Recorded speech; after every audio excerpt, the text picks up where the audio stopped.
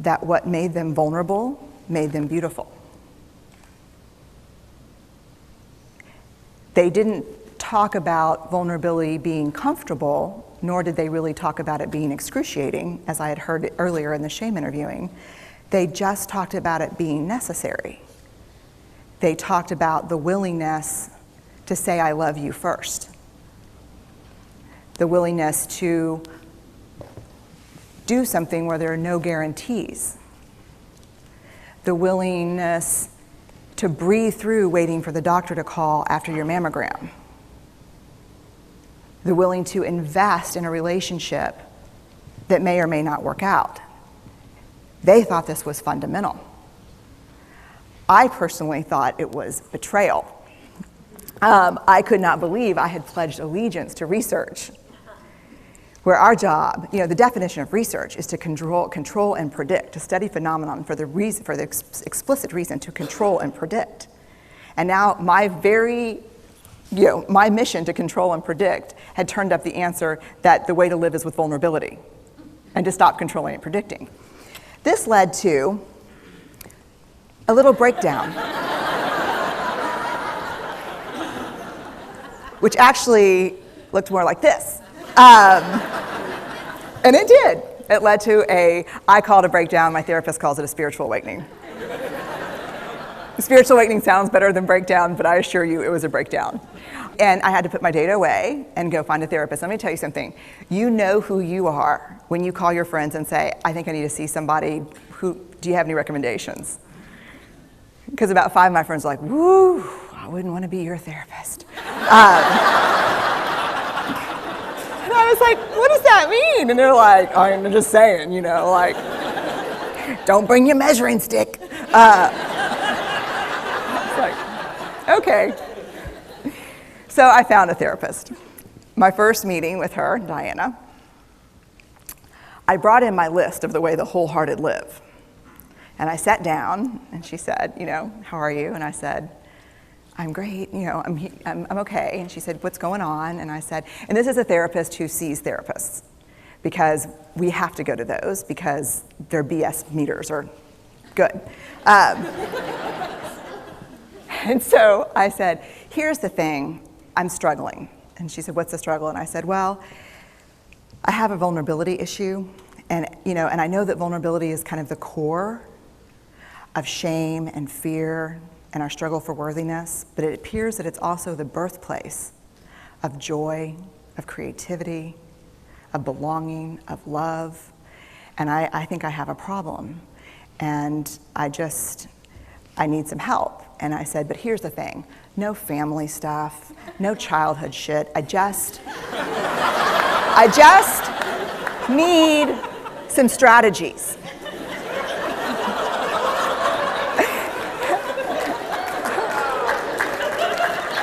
Thank you. So she goes like this. And then I said, it's bad, right? And she said, it's neither good nor bad. It just is what it is. And I said, oh my God, this is gonna suck. And it did, and it didn't. And it took about a year. And you know how there are people that, like, when they realize that vulnerability and tenderness are important, that they kind of surrender and walk into it? A, that's not me. And B, I don't even hang out with people like that.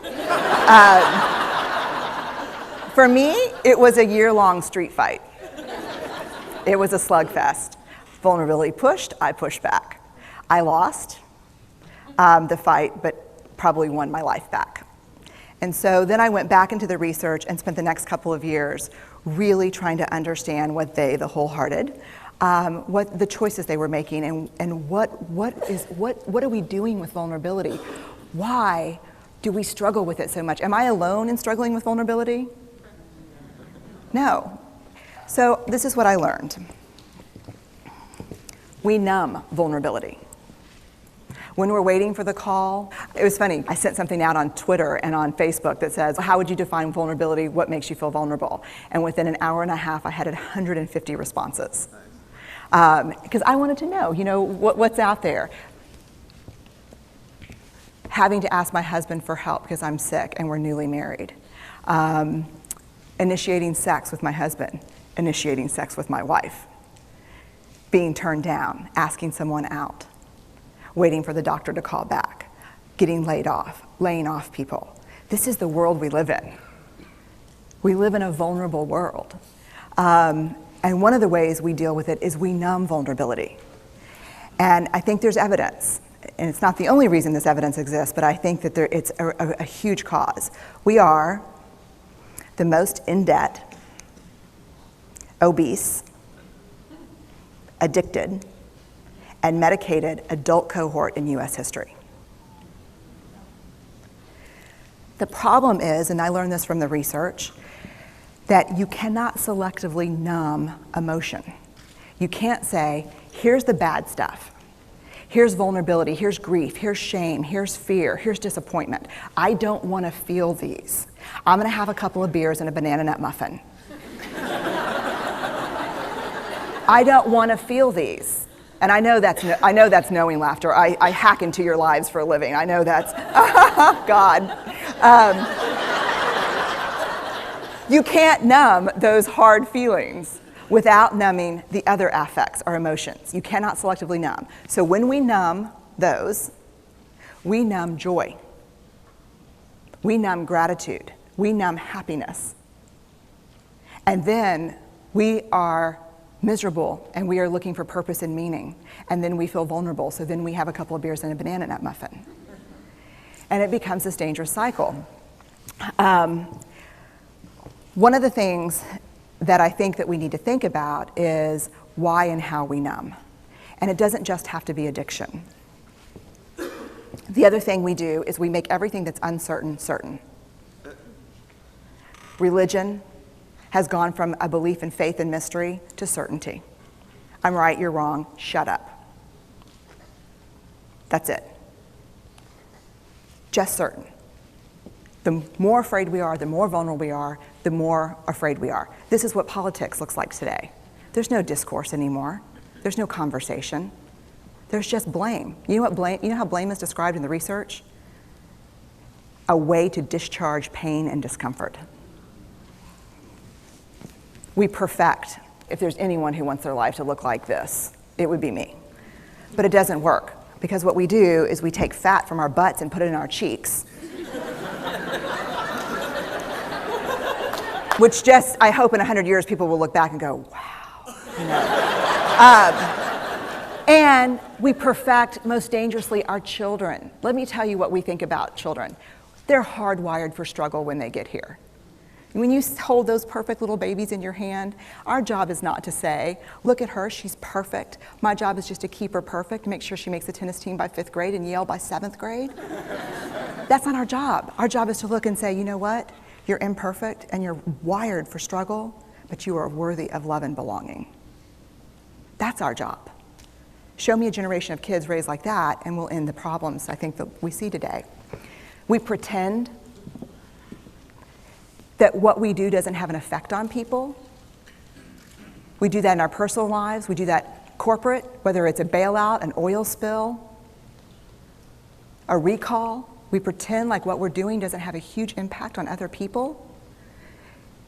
I would say to companies, this is not our first rodeo, people. We just need you to be authentic and real and say, we're sorry, we'll fix it. But there's another way, and I'll leave you with this. This is what I have found. To let ourselves be seen, deeply seen, vulnerably seen. To love with our whole hearts, even though there's no guarantee. And that's really hard, and I can tell you as a parent, that's excruciatingly difficult.